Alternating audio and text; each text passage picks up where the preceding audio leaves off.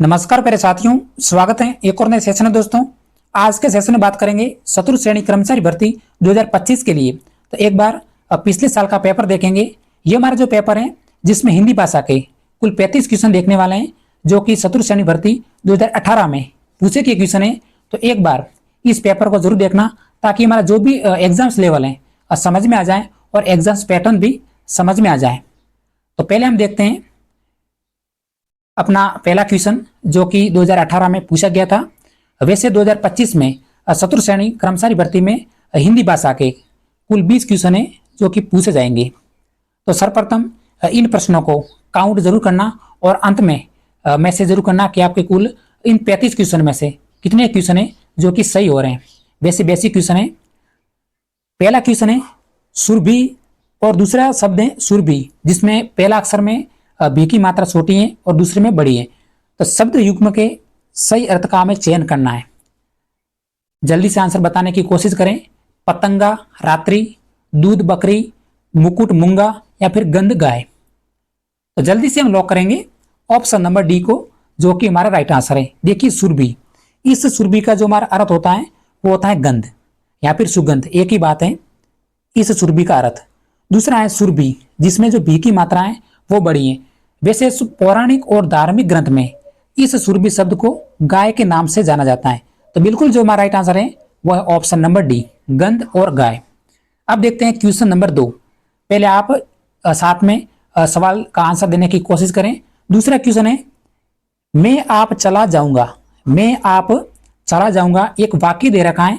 इस वाक्य में सर्वनाम कौन सा है? यानी सर्वनाम का एक प्रकार पूछा है। निश्चयवाचक है, संबंधवाचक है, निजवाचक है या फिर प्रश्नवाचक है? बताइए। मैं आप, देखिए मैं आप, तो बिल्कुल जो हमारा राइट आंसर है वो है ऑप्शन नंबर सी, निजवाचक। इसमें निजता का बोध है, तो हम लॉक करेंगे ऑप्शन नंबर सी को। अब देखते हैं क्वेश्चन नंबर 3, जो कि हमारा प्रत्यय से संबंधित क्वेश्चन है। प्रत्यय से संबंधित हमेशा चाहे राजस्थान का कोई भी एग्जाम्स हो, हिंदी में क्वेश्चन आता है प्रत्यय से संबंधित, प्रत्यय और उपसर्ग। तो देखिए निम्नलिखित में से कौन सा शब्द है जो कि प्रत्यय से युक्त है? प्रत्यय से युक्त शब्द पूछा है। सजावट, अन्वेषण, संकल्प और निवास। बाकी 4 शब्द दे रखे हैं, तो आंसर देने की कोशिश करें। तो पहले हम जल्दी से इस क्वेश्चन का जो आंसर दे देते हैं वो है हमारा ऑप्शन नंबर ए, सजावट। सजावट, जिसमें जो हमारे प्रत्यय का प्रकार है वो है आवट प्रत्यय। आपने नाम सुना होगा आवट, सजावट। तो इसमें जो हमारा प्रत्यय है वो है आवट। बाकी देखिए अन्वेषण, संकल्प और निवासी, ये मूल शब्द है, इसमें कोई भी प्रत्यय नहीं है। बिल्कुल करेक्ट आंसर था ऑप्शन नंबर ए। अब देखते हैं क्वेश्चन नंबर 4। क्वेश्चन नंबर 4 है हमारा किस समूह में सही विलोम शब्द का प्रयोग हुआ है? देखिए यही हमारा क्वेश्चन है जो कि चतुर्थ श्रेणी में पूछा गया है। सही विलोम युग्म। वैसे बाकी जो ऑप्शन है बिल्कुल सिंपल है, सिंपल है। निंदा का कोप दे रखा है, कृतज्ञ, कृतज्ञ दे रखा है, स्थूल दीर्घ दे रखा है और कटु और कठोर दे रखा है। तो जल्दी से आंसर देने की कोशिश करें। और यही क्वेश्चन है जो कि राजस्थान में कई बार एग्जाम्स में पूछा गया क्वेश्चन है। पीटीटी एग्जाम्स हो, बीएसटीसी एग्जाम्स हो, अन्य जैसे रीट एग्जाम्स हो, तो उसमें यह क्वेश्चन है पूछा गया है विलोम शब्द का। तो जल्दी से हम लॉक करेंगे ऑप्शन नंबर बी को, जो कि हमारा राइट आंसर है। तुरंत आपने भी आंसर सही बताया होगा। देखिए निंदा, तो निंदा का जो सही विलोम अर्थ होता है वो होता है आलोचना। उसके बाद स्थूल, तो स्थूल का जो सही विलोम युग्म होता है वो होता है कोमल। इसने दे रखा है दीर्घ, जो कि हमारा गलत हो गया।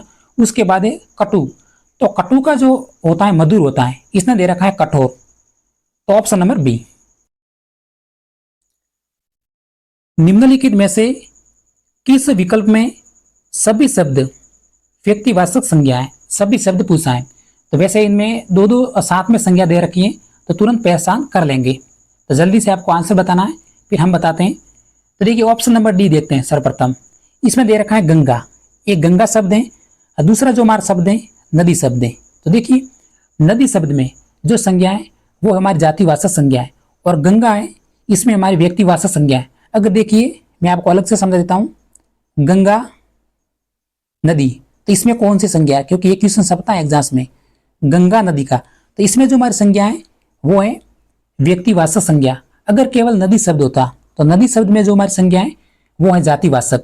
गंगा नदी व्यक्तिवाचक संज्ञा है और केवल नदी शब्द में जातिवाचक संज्ञा है। भारत देश, तो देखिए भारत देश में जो संज्ञा है वो हमारी व्यक्तिवाचक संज्ञा है। अगर देश शब्द होता तो उसमें हमारी संज्ञा होती जातिवाचक संज्ञा। अब देखते हैं दूसरा क्वेश्चन है, सी ऑप्शन देखते हैं, लड़ाई। तो देखिए लड़ाई शब्द में जो हमारी संज्ञा है वो है भाववाचक संज्ञा, लेकिन जो ममता शब्द है इसमें जो हमारी संज्ञा है वो है व्यक्तिवाचक संज्ञा। तो ये भी ऑप्शन है जो कि गलत हो गया। देखिए ऑप्शन नंबर बी देखते हैं, जनवरी, पृथ्वी, चांदनी, चौक और प्रदीप, इन सभी शब्दों में जो हमारी संज्ञा है वो है व्यक्तिवाचक संज्ञा। तो ऑप्शन नंबर बी है जो कि हमारा राइट आंसर है। बिल्कुल सिंपल क्वेश्चन था वैसे। अब देखते हैं क्वेश्चन नंबर से। तो देखिए क्वेश्चन नंबर से है जो कि चतुर्थ श्रेणी कर्मचारी भर्ती 2025 में शामिल नहीं है, क्योंकि समास शब्द है, समास टॉपिक है, ये शामिल नहीं किया है। तो वैसे घुड़सवार शब्द में तो कौन सा समास है, तो बिल्कुल हम पहचान कर लेते हैं, तत्पुरुष समास है। घोड़े पर समास, घोड़े पर, देखिए इसमें विभक्ति लगती है, कर्ता ने, कर्म को, करण से, संप्रदान के लिए, अपादान में पर। तो देखिए घुड़सवार, घोड़े पर सवार, तो बिल्कुल तत्पुरुष समास, ऑप्शन नंबर बी। अब देखते हैं क्वेश्चन नंबर 7। क्वेश्चन नंबर 7 है हमारा, यशोभिलाषा। यशोभिलाषा शब्द में कौन सी संधि है, संधि पूछा है। पैटर्न वही रहने वाला है, सवाल वही रहने वाले हैं, थोड़ा सा चेंज होगा बस। यशोभिलाषा शब्द में संधि की पहचान करिए और प्रश्न 7 में काउंट करिए कौन सी संधि है। गुण संधि है, वृद्धि है, दीर्घ है या फिर विसर्ग।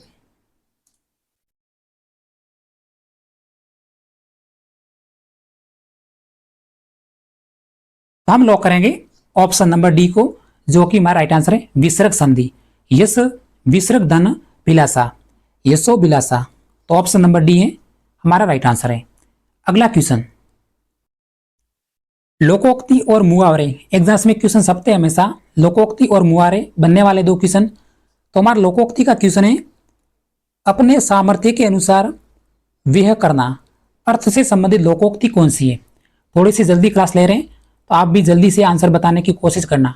अपने सामर्थ्य के अनुसार व्यय करना, दाग लगाए लंगोटिया यार, या फिर थोड़ी पूंजी धनी को खोए, या फिर तेल देखो तेल की धार देखो, और ऑप्शन नंबर डी है, तेते पाम पसारिए जेली लंबी शोर। अपने सामर्थ्य के अनुसार व्यक्त करना यानी व्यय करना, कहने का मतलब अपनी क्षमता है उतना ही खर्च करना। इस लोकोक्ति का अर्थ बताइए। तो जल्दी से ऑप्शन नंबर डी को लॉक करेंगे, तेते पाम पसारिए जेली लंबी शोर। ऑप्शन नंबर डी है जो कि हमारा राइट आंसर है, अपनी क्षमता है उतना ही खर्च करना, option number D. Question number 9, शुद्ध वर्तनी वाले शब्द का चयन कीजिए। शुद्ध वर्तनी वाले शब्द का चयन करना है। अंतर्ध्यान, अंतर्ध्यान, अंतर्धान और अंतर्ध्वान। शुद्ध शब्द कौन सा है। क्लास को स्किप नहीं करना बल्कि अंत तक देखते रहिए, जरूर आपको समझ में आ जाएगा। तो देखिए हम लॉक करेंगे ऑप्शन नंबर सी को, अंतर्धान, जो कि हमारा शुद्ध वर्तनी है अंतर्धान। इसका अर्थ होता है गायब हो जाना, ऑप्शन नंबर सी। अगला क्वेश्चन, क्वेश्चन नंबर 10, पूर्व में किसी व्यक्ति या अधिकारी को भेजे गए पत्र का जवाब न आने पर स्मरण, पत्र भेजा जाता है उसे क्या कहते हैं बताइए। आपने पहले किसी को पत्र भेजा है और उसने आपको जवाब नहीं दिया है, तो आप दोबारा उस व्यक्ति को पत्र करेंगे तो उसे क्या कहते हैं, यही हमारा क्वेश्चन है। यानी आपने मान लीजिए किसी को अधिकारी को पत्र लिखा, उस अधिकारी ने आपको जवाब नहीं दिया, तो आपने फिर से एक दोबारा पत्र लिखा, तो इस पत्र को क्या कहा जाता है, परिपत्र, विज्ञप्ति, निविदा या फिर अनुस्मारक। बिल्कुल सिंपल क्वेश्चन है, अगर आपने इस मैंने जो बताया अर्थ समझा होगा तो ऑप्शन नंबर डी है जो कि हमारा राइट आंसर है, अनुस्मारक, ऑप्शन नंबर डी को हम लॉक करेंगे। अगला क्वेश्चन, क्वेश्चन है हमारा, दिए गए शब्दों का एक शब्द बताइए जो उत्तर ना दे सके, तो उसे क्या कहते हैं, जो उत्तर ना दे सके। निउत्तर, निरुत्तर, निरुत्तर या फिर निरत्तर।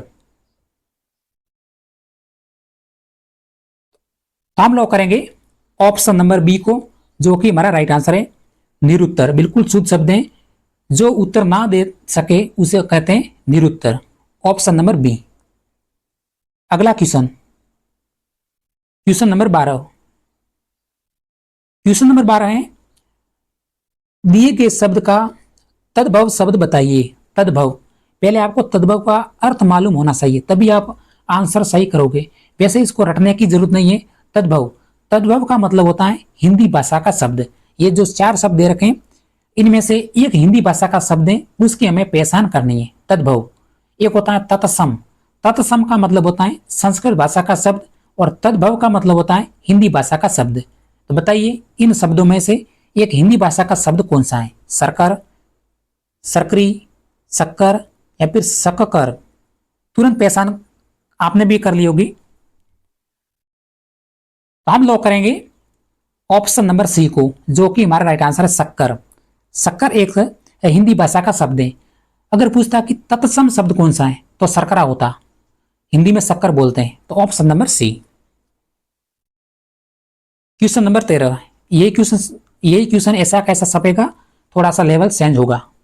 क्वेश्चन नंबर 13 है, निम्नलिखित वाक्य का रस बताइए। प्रभु जी तुम चंदन हम पानी। वाक्य का रस बताइए, कौन सा रस है? श्रृंगार है, भक्ति है, शांत है, या फिर उनमें से कोई नहीं? देखिए प्रभु जी, तो तुरंत आपने पहचान कर ली होगी भक्ति रस में। सिंपल क्वेश्चन है, ऑप्शन नंबर बी। अगर आपका ये क्वेश्चन गलत हो रहा है तो फिर थोड़ी सी तैयारी करिए, क्योंकि ये क्वेश्चन बिल्कुल सिंपल है। अगर आपने बिल्कुल तैयारी नहीं की तो दिमाग से भी ये क्वेश्चन कर सकते हैं। प्रभु जी तुम संदन हम पानी, तो इसमें जो हमारा रस है वो है भक्ति रस, क्योंकि देखिए श्रृंगार की बात नहीं हो रही, शांत रस की भी बात नहीं हो रही है। तो option number B. Question number 14। दिए गए वाक्य का सही काल निर्धारित कीजिए। प्रत्येक क्वेश्चन सिलेबस के अनुसार चल रहे हैं पिछले साल के पेपर में। अब हमारा जो काल का क्वेश्चन है, वह सो रहा था, तो इसमें काल कौन सा है? वर्तमान है, भूत है, भविष्य है? बताइए, तीनों में से एक काल होगा। वैसे ऑप्शन नंबर डी तो बढ़ना नहीं है, बताइए। तो इसमें जो हमारा काल है वो है ऑप्शन नंबर ए, भूतकाल। ऑप्शन नंबर ए को हम लॉक करेंगे, हमारा राइट आंसर है। क्वेश्चन नंबर 15 देखते हैं।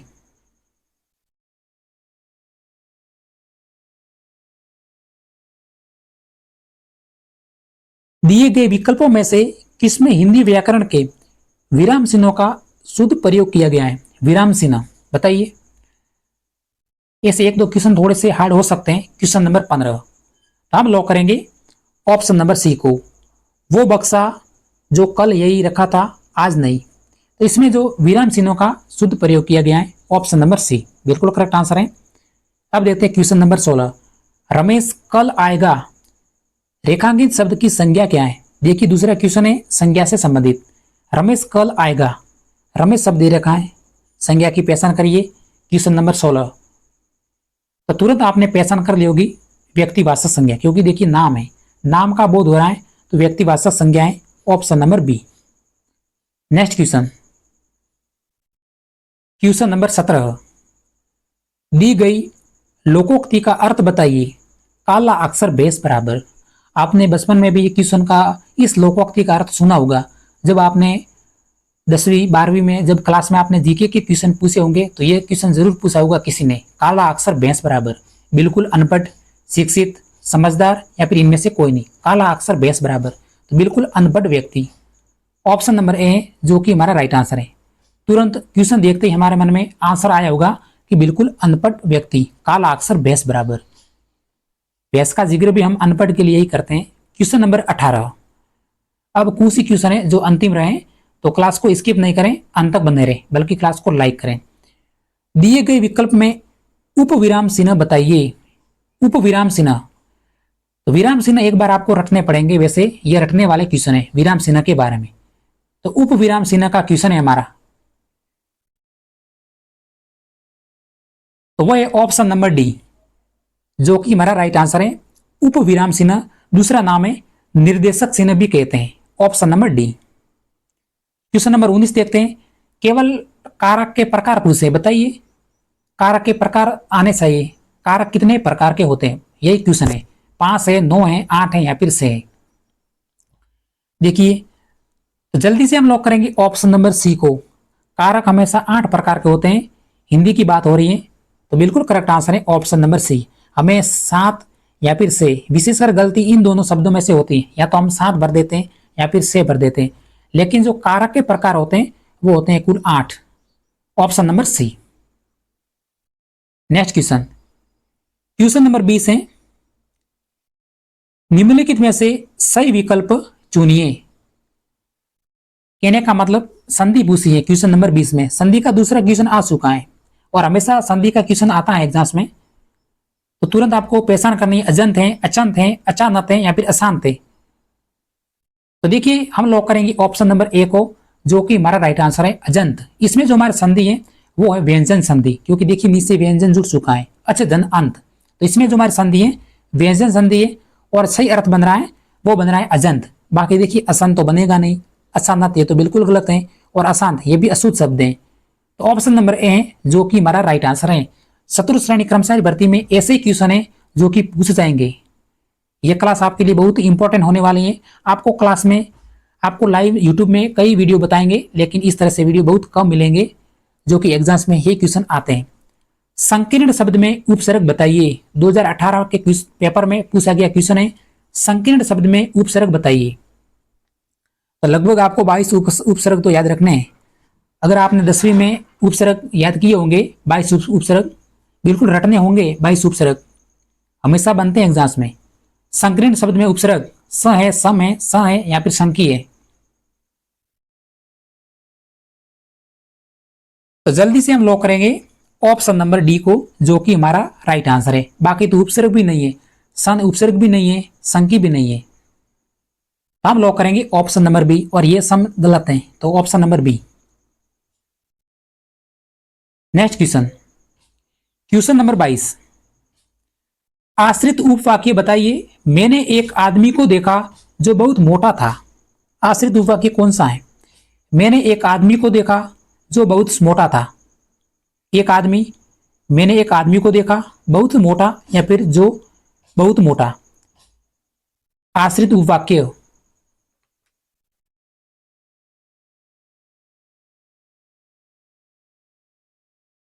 तो हम लॉक करेंगे ऑप्शन नंबर डी को, जो कि हमारा राइट आंसर है, जो बहुत मोटा था। देखिए जो बहुत मोटा था ये हमारा आश्रित उपवाक्य है। ऑप्शन नंबर डी को हम लॉक करेंगे, हमारा राइट आंसर है। बाकी देखिए एक आदमी, तो ये एक वाक्यांश है। एक आदमी एक वाक्यांश है। ऑप्शन नंबर बी देखते हैं, मैंने एक आदमी को देखा। मैंने एक आदमी को देखा, तो ये एक मुख्य वाक्य है, न कि आश्रित वाक्य। ऑप्शन नंबर बी है जो कि हमारा मुख्य वाक्य का उदाहरण है। और बहुत मोटा, तो ये भी एक वाक्यांश है। तो ऑप्शन नंबर डी है जो कि हमारा राइट आंसर है।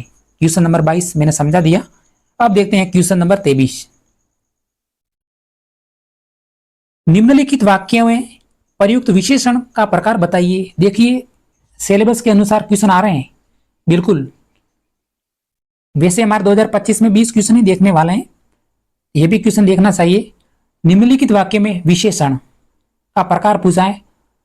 2 पुस्तकें ले आना, ये क्वेश्चन गलत नहीं होना चाहिए। 2 पुस्तकें ले आना, देखिए परिमाण है, संख्यावाचक है, गुण है या फिर संकेत है। तो देखिए संकेत का बोध नहीं है, गुण का भी बोध नहीं है, संख्यावाचक विशेषण। देखिए 2 पुस्तकें, 3 पुस्तकें, 4 पुस्तकें, संख्या शब्द है, 2 एक संख्या है।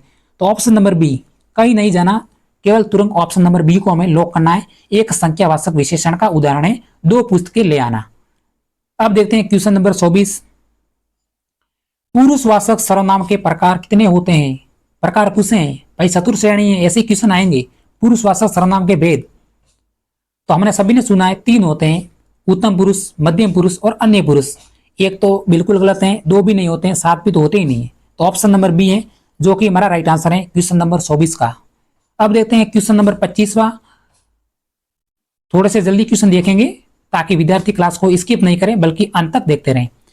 रिक्त स्थान की पूर्ति उचित विकल्प से कीजिए। अनेक भाषाएं बोलने वाले को क्या कहते हैं? उसको कहते हैं बहुभाषी। सिंपल सा क्वेश्चन है। ऑप्शन नंबर बी को हम लॉक करेंगे, हमारा राइट आंसर है। 53,000 पद हैं, वैकेंसी जानी नहीं चाहिए हमारे हाथ से।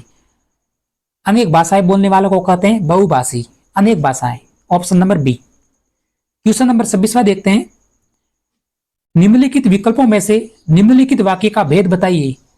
अहा भारत जीत गया, हम नहीं कहते हैं ओ भारत जीत गया, पाकिस्तान हार गया। तो बताइए ईसावाचक हैं, आज्ञावाचक हैं, प्रश्नवाचक हैं या फिर विस्मयादि वाचक, विस्मयादि बोधक। अहो भारत जीत गया 26वां क्वेश्चन, तो वो है हमारा विस्मयादि, ऑप्शन नंबर डी, जो कि हमारा राइट आंसर है, विस्मयादि बोधक, option number D. Next question, question number 27वां। निम्नलिखित विकल्प में से स्वर बताइए। बाकी तीन जो उदाहरण है व्यंजन के, एक स्वर का है, बताइए स्वर और व्यंजन दे रखे हैं 27वें क्वेश्चन में। स्वर होती है जो हमारी स्वतंत्र ध्वनि होती है और बिना रुकावट के हमारी वायु है जो कि बाहर निकलती है। तो बताइए कौन सा शब्द है। ऑप्शन नंबर बी है जो कि हमारा राइट आंसर है। एक स्वर का प्रकार है, बाकी क व्यंजन है, स भी व्यंजन है और ज भी व्यंजन है। ऑप्शन नंबर बी जो कि हमारा राइट आंसर है। Question number 28। जाते शब्द में प्रत्यय बताइए। जाते शब्द में प्रत्यय बताना है। देखिए जो शत्रु श्रेणी वैकेंसी है, पहले इसका जो एग्जाम्स का आयोजन होता था वो ग्रुप डी के माध्यम से होता था, लेकिन अब जो आयोजन होगा शत्रु श्रेणी के नाम से। इस बात को आपको कन्फ्यूजन नहीं होना है। कई कहेंगे कि जाते शब्द में प्रत्यय बताइए, उपसर्ग हमने देख लिया, अब हमारा प्रत्यय का क्वेश्चन है। तो ऑप्शन नंबर सी है जो कि हमारा राइट आंसर है ते। बाकी रू यह सही प्रत्यय नहीं है, और जा यह तो मूल क्रिया है जबकि प्रत्यय नहीं है। जा शब्द एक क्रिया है, बाकी ये तो ये भी एक प्रत्यय नहीं है। तो ऑप्शन नंबर सी है जो कि हमारा राइट आंसर है। इस क्वेश्चन का जो सही आंसर है वो है ते। Next question, question number 29। निम्नलिखित में से विस्मयादि बोधक चुनिए। विस्मयादि बोधक बताइए, विस्मयादि बोधक कौन सा शब्द है। ते है, ए है, आठ है या फिर शाबाश। तो जल्दी से हम लॉक करेंगे ऑप्शन नंबर डी को जो कि हमारा राइट आंसर है। मान लीजिए सर आपकी कॉपी चेक करें और आपकी कॉपी में उसको राइटिंग पसंद आई तो तुरंत बोलते शाबाश। आपने बचपन में शाबाश भी दिया होगा, शाबाश, ये जल्दी से। तो एक विस्मयादि बोधक है शाबाश, option number D. Question number 30वां देखते हैं। दिए गए शब्द का बहुवचन चुनिए। बताइए बहुवचन कौन सा है। पहले तो नेगेटिव वाक्य तुरंत गलत करिए। नेगेटिव दुल्हनिया होगा नहीं, दुल्हनिया ऐसा शब्द आपने कहीं सुना है, नहीं सुना होगा। दुल्हनिया ये भी गलत है, तुरंत ऐसे भी आप आंसर दे सकेंगे। ऑप्शन नंबर सी है जो कि हमारा राइट आंसर है, दुल्हनिया। इसका जो एक वचन होता है वो भी होता है दुल्हन, बहुवचन होता है दुल्हनिया। Question number 31वां। अकल बढ़िया बेस, अर्थ बताइए। अकल बढ़िया बेस, सब और विपत्ति, अपने कर्म का फल मिलता है, शारीरिक बल से बुद्धि बढ़ी है या फिर इनमें से कोई। 31वां क्वेश्चन आ गया है। मैंने आपको काउंट करने का बोला था, अगर आप साथ में क्वेश्चन काउंट करें तो अच्छी बात है। अकल बढ़िया भैंस,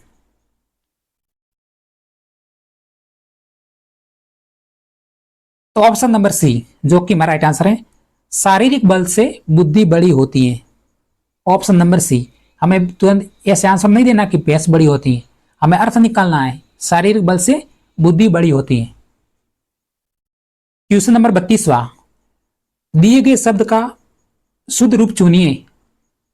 शुद्ध रूप बताइए 32वें क्वेश्चन, तो वो है हमारा ऑप्शन नंबर बी, निरीक्षण। बिल्कुल शुद्ध रूप है ऑप्शन नंबर बी। इसमें दे रखा है निरीक्षण, निरीक्षण कभी नहीं सुना मैंने ये शब्द। दूसरा निरीक्षण ये भी रॉन्ग है, डी ऑप्शन भी गलत है। तो ऑप्शन नंबर बी निरीक्षण। जल्दी से आंसर दे दिया ऑप्शन नंबर बी। अगला क्वेश्चन, क्वेश्चन नंबर 33वां है। दिए गए शब्द का पर्यायवाची शब्द बताइए। दिए गए शब्द का पर्यायवाची शब्द, शब्द कौन सा है। शब्द है हमारा अमृत। अमृत का पर्यायवाची शब्द कौन सा है। तो जल्दी से हम लॉक कर देते हैं ऑप्शन नंबर डी को जो कि हमारा राइट आंसर है पीयूष। ये भाई कई बार एग्जाम्स में आया हुआ क्वेश्चन है अमृत का। अमृत के सभी पर्यायवाची शब्द आप अभी से याद रखना, एग्जाम्स में आने वाला क्वेश्चन है। एक तो अमृत का आता है, दूसरा आग का आता है और तीसरा आता है वो आता है वायु का। तो लगभग तीनों के आप उदाहरण हमेशा याद रखें, अमृत, वायु और आग। क्वेश्चन नंबर 34वां, मात्र 2 क्वेश्चन अंतिम रहे। दिए गए शब्द का विलोम शब्द बताइए। फिरना, फिरना का विलोम, पूर्ण सबल स्तर, तो वो होता है हमारा स्तर। ऑप्शन नंबर सी को लॉक करेंगे, हमारा राइट आंसर है। अब है आज की क्लास का हमारा अंतिम क्वेश्चन। वर्तनी के आधार पर वाक्य का शुद्ध रूप चुनिए। शुद्ध रूप, लगभग वाक्य शुद्धि के कम से कम 5 क्वेश्चन आ चुके हैं 2018 के वैकेंसी में। वर्तनी के आधार पर शुद्ध वाक्य, आपका स्वास्थ्य कैसा है, आपका स्वास्थ्य कैसा है, आपका स्वास्थ्य कैसा है, आपका स्वास्थ्य कैसा है। देखिए, तो तुरंत हम पहचान कर लेते हैं ऑप्शन नंबर सी है जो कि हमारा राइट आंसर है। आपका स्वास्थ्य कैसा है, इसमें यह स्वस्थ अशुद्ध है, इसमें यह स्वस्थ दे रखा है, इसमें स्वास्थ्य, आपका स्वास्थ्य कैसा है, ये हमारा बिल्कुल शुद्ध वाक्य है। तो ऑप्शन नंबर सी को हम लॉक करेंगे, हमारा राइट आंसर है। तो आज के सेशन में इतना ही। मैंने जीके की पूरी क्लास इस वीडियो में डाल दी है, तो वो भी आप देख सकते हैं कि पिछले साल में जीके के किस तरह के क्वेश्चन है जो कि पूछे गए थे। तो अगर हमारे साथियों ये क्लास आपको पसंद आई हो तो क्लास को सब्सक्राइब करके जरूर जाना। तो इसी तरह मिलते हैं अगले सेशन में। जय हिंद।